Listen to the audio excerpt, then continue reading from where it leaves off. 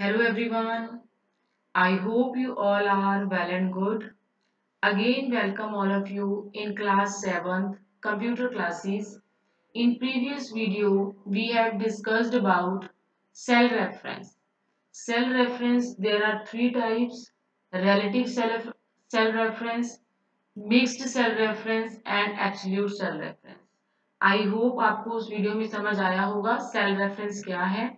जो फॉर्मूला हम एक्सेल में सिंपल लगाते हैं like a1 plus b1 that is relative. अगर हम a1 b1 दोनों के साथ डॉलर साइन लगाते हैं that is absolute.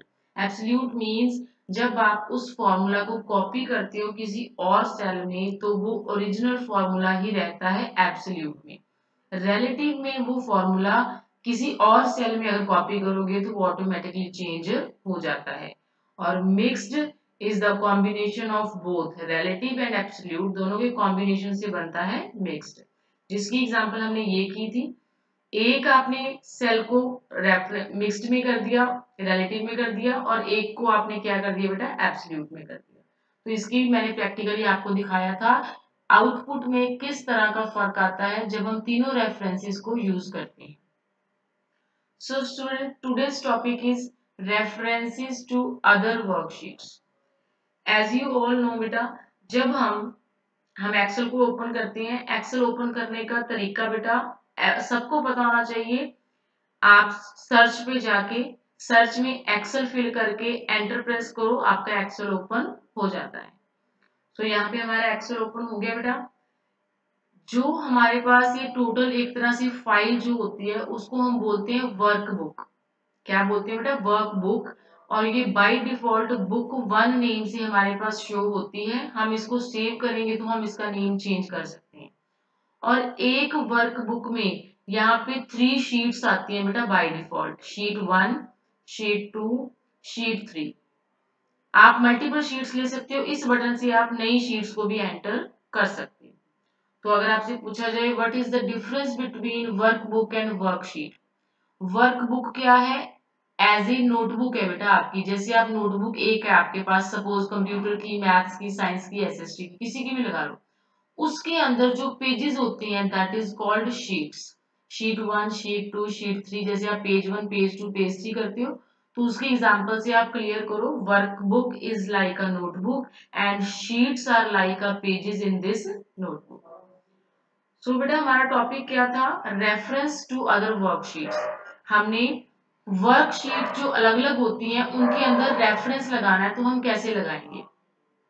You can refer to cells in other worksheet with the same workbook. ये वर्कबुक सेम है बट वर्कशीट अलग अलग है, हम रेफरेंस कैसे लगाएंगे। एग्जांपल देखो, शीट 1 में हम A1 को सिलेक्ट करेंगे और इक्वल्स टू टाइप करेंगे।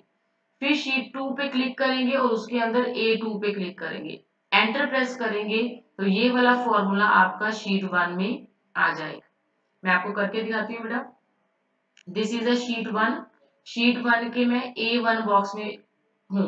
यहाँ पे मैंने क्या प्रेस किया, इक्वल्स टू प्रेस करके मैंने शीट 2 के ऊपर क्लिक किया और शीट 2 के मैं A2 पे क्लिक कर रही। आफ्टर दैट मैं एंटर प्रेस करूंगी।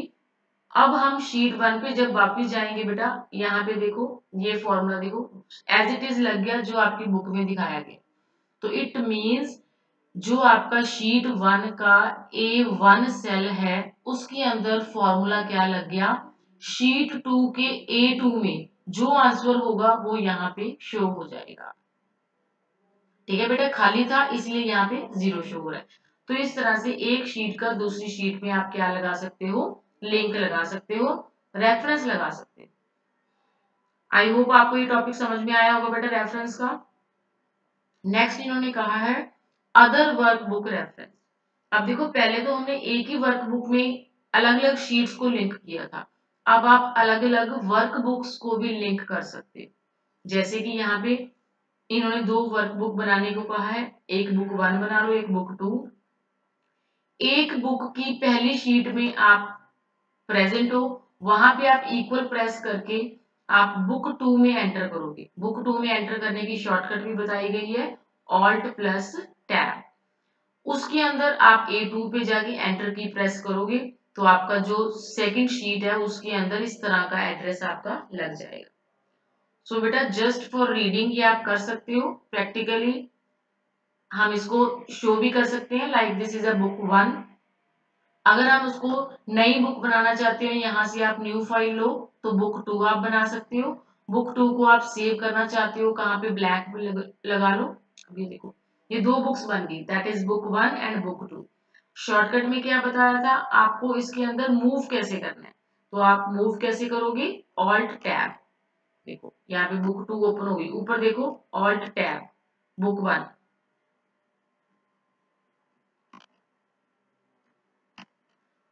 देखो यहाँ पे हम बुक 1 पे क्लिक कर सकते हैं। तो इस तरह से ऑल्ट टैब से आप बुक 1 एंड बुक 2 में मूव कर सकते हो। और बुक 1 में वही सेम चीज, इक्वल प्रेस करके आपने जब यहाँ पे सेल पे खड़े हो, आपने यहाँ पे इक्वल प्रेस किया और ऑल्ट टैब की हेल्प से आप बुक 2 पे क्लिक कर रहे हो। बुक 2 पे क्लिक करने के बाद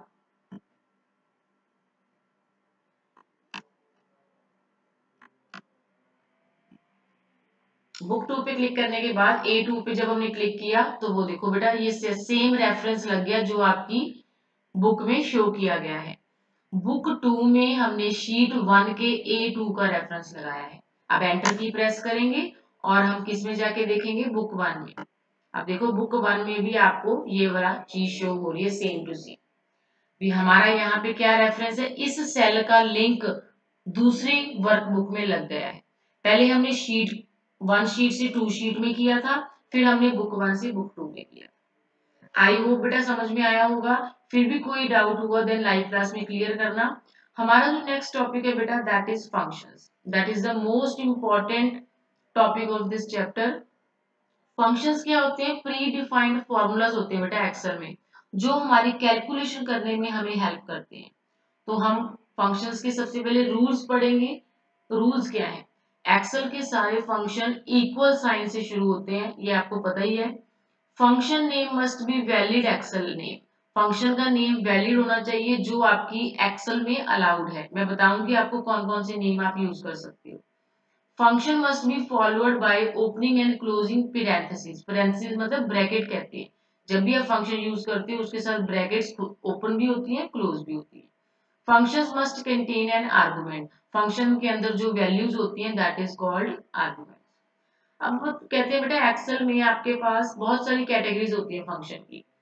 स्टैटिस्टिकल फंक्शन, जो फंक्शन कोई भी वैल्यू मैक्सिमम कौन सी है, मिनिमम, एवरेज, ये सब कुछ फाइंड करने में हेल्प करती है, कैलकुलेट करती है। जैसे मैक्सिमम मार्क्स किसके आए हैं, सबसे ज्यादा, सबसे कम किसके आए हैं, मिनिमम। फाइनेंशियल फंक्शन, जिसमें जैसे सपोज किसी ने लोन लिया है बैंक से, उसके ऊपर इंटरेस्ट कितना लगता है जिसको आप ब्याज कहते हो, तो उसको हर साल किस्त कितनी देनी होती है, इस तरह की कैलकुलेशन के लिए फाइनेंशियल फंक्शन यूज होते हैं। डेट एंड टाइम फंक्शन, जिसमें आपको डे, मंथ, ईयर, कोई डेट वगैरह होती है, कोई आवर, मिनट, सेकंड, किसी पर्टिकुलर टाइम को लेके, डेट को लेके कुछ भी कैलकुलेशन करनी हो तो date and time. Mathematical function obvious है, calculate square root, square root find out करना हो, जैसे सपोज 81 का स्क्वायर रूट 9 होता है, 64 का 8 होता है। किसी का नंबर्स का ऐड करना, नंबर्स का प्रोडक्ट करना मतलब मल्टीप्लाई, वो सारा किस में आता है, मैथमेटिकल। लॉजिकल में जब आपको कंपेयर करना होता है भी कौन सा नंबर बड़ा है, एक्स बड़ा है या 5 बड़ा है, और उसका आंसर ट्रू या फॉल्स आता है जब हम इस तरह की कंडीशन लगाते हैं। टेक्स्ट फंक्शन कौन सी होती है, जिसमें आप टेक्स्ट लिखते हो, टेक्स्ट लिखने के बाद आप उसके ऊपर फंक्शंस परफॉर्म करते हो, जैसे कि जो आपने वर्ड लिखा है इसमें कितने कैरेक्टर हैं, उसकी लेंथ पता करना, या दो वर्ड्स को आपस में ज्वाइन करना, बहुत सारे होते हैं, ये भी हम करेंगे। डाटाबेस फंक्शन, जो क्वेरी या database based on data contained in database, database में जो डाटा होता है प्रेजेंट, उसके ऊपर क्वेरी लगाने के लिए, मतलब क्वेश्चन पूछने के लिए। Information function provide information about a specific cell, किसी पर्टिकुलर सेल की इंफॉर्मेशन प्रोवाइड करवाने के लिए ये यूज होते हैं। लुकअप एंड रेफरेंस होते हैं, locate specific values in specific sales. कोई किसी स्पेशल वैल्यू को फाइंड आउट करना हो तो हम लुकअप को यूज करेंगे। और आपके जो मोस्ट इंपॉर्टेंट है वो मैंने टिक लगाए हुए हैं जो हमने करने हैं, statistical, date and time, mathematical, logical and text. यहाँ पे थोड़े से फंक्शन है बेटा, हम इसको थोड़ा सा रिवाइज करेंगे। मैथमेटिकल क्या होती है, मैंने बताया था जब आपको किसी का ऐड करना होता है तो आप यूज करते हो सम, और ब्रैकेट्स भी यूज होती हैं, ये इसका क्या है, रूल है। लगता कैसे है, देखो बेटा, इक्वल्स टू सम, जितनी वैल्यूज को आपने टोटल करना है आप यहाँ पे डाल सकते हो, एंटर प्रेस करोगे तो आपके पास सम होके आ जाता है सबका, प्रोडक्ट में मल्टीप्लाई होके आ जाएगा। मॉड में क्या होता है, दो वैल्यूज ही डालते होते हैं, मॉड में 8 5 से क्या होता है बेटा, डिवाइड होके जो रिमाइंडर बचता है वो उसका आंसर आता है। स्क्वायर रूट 89 81 का स्क्वायर रूट क्या हो गया बेटा, 9। इंटीजर मतलब अगर वैल्यू 14.25 है तो इंटीजर वैल्यू मतलब सिर्फ पॉइंट से पहले वाले नंबर यहाँ पे आंसर में आता है, सिर्फ पॉइंट से पहले वाला। पावर 5 3 मतलब 5 की पावर 3, 5 को 3 बार मल्टीप्लाई करके जो आंसर आएगा that is output, 5 into 5 into 5। Count, जितने आपने यहाँ पे वैल्यूज दी हैं उनको काउंट करके बताएगा कि आपने 3 वैल्यूज दी हैं तो 3 आ गया, 4 दी हैं तो 4 आ गया। आई होप बेटा ये आपको समझ में आया होगा। नेक्स्ट वीडियो में हम इसका प्रैक्टिकली भी करके देखेंगे, sum product mod square root कैसे यूज होता है। आई होप आपको समझ में आया होगा। If you have any doubt then you can clear in the live class. इन फंक्शंस को आपने लर्न करना है, that is your homework. Thank you students, have a nice day, bye bye.